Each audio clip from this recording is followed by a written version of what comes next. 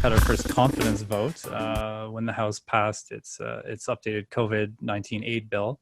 The NDP supported the Liberals on this. Actually, it was all partisan. It was all party support. Excuse me. You have some very surprising numbers on the ballot tracking when it comes to the Conservatives. Yeah, check out, Michael, check out that trend line. You can see earlier this year in 2020, the Liberals opening up a massive lead over all of the parties, especially the Conservatives. Basically a 10 to 12 point lead where you can see those numbers rise up. But then you can see the drop. This is kind of like in the wake of the We controversy, which effectively has derailed any momentum that the Liberals had and any equity that they built during the course of the pandemic. Fast forward to now, and we're into coin toss territory when it comes to the popular vote. It's basically 34-34, but the positive trajectories for the Conservatives, they're just this much ahead of the Liberals numerically, but for all intents and purposes, we should consider this a tie. But right now, the trajectory is favoring the Conservatives, and it looks like they're getting some sort of bump coming out of the selection of Erin O'Toole as the leader of the Conservative Party of Canada. Wow.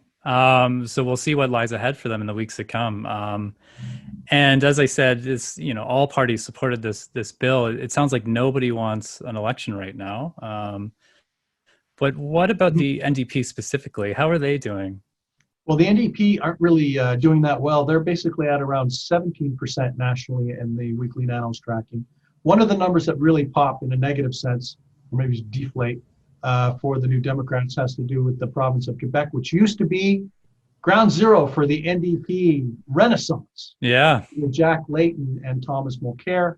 Right now in the province of Quebec, they are in the low teens, like nearing 10, 11, 12% in the Nanos tracking.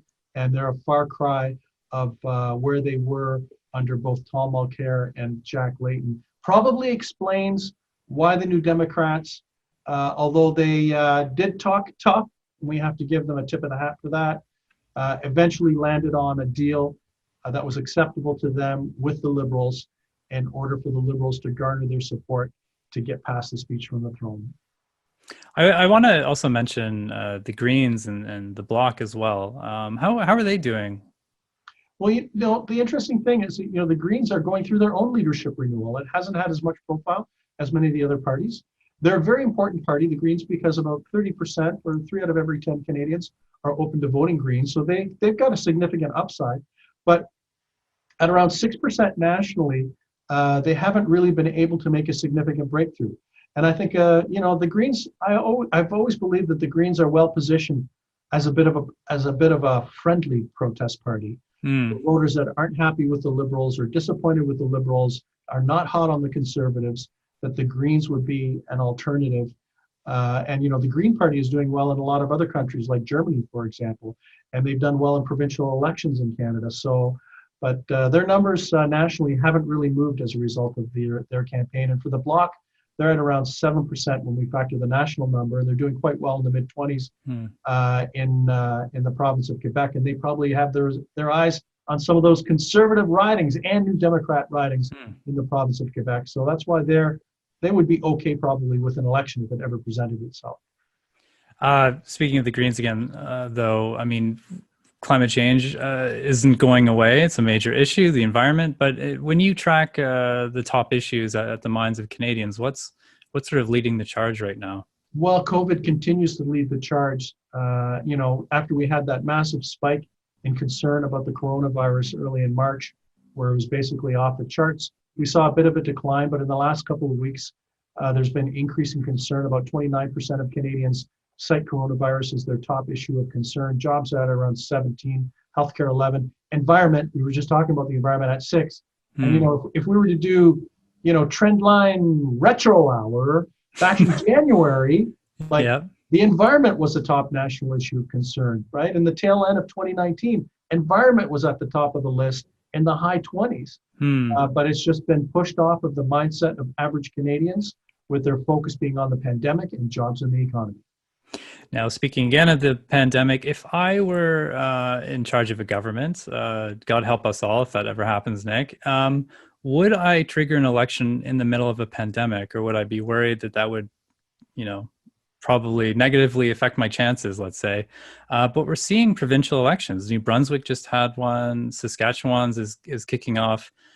British Columbia is underway, and just like the U.S., huge amount of mail-in ballots. I think more than 400,000 and counting. So what's the sort of political gamble here with these mid-pandemic elections? Yeah, so Michael, it's like there's some sort of election fever going on where, provinces are clamoring to go to the polls, even though we're in the midst of a pandemic and also a surge. But I think, we've got to we have to put a big asterisk on a lot of these things. We know from the research that Canadians have generally been satisfied with many of the premiers of the provinces and their handling of the pandemic. In the province of New Brunswick, for example, the government, which was a minority conservative government, did not trigger the election. The opposition parties did. And they managed to win a majority. Saskatchewan and British Columbia is a different kind of beast. Those are both incumbent governments that have called an election that was not triggered by the opposition parties. And, the research suggests that although those parties would have a good chance to win, they're still at risk, because the fact of the matter is that if something terrible happens during the course of the provincial election in either Saskatchewan or British Columbia, it could put those incumbent governments at risk.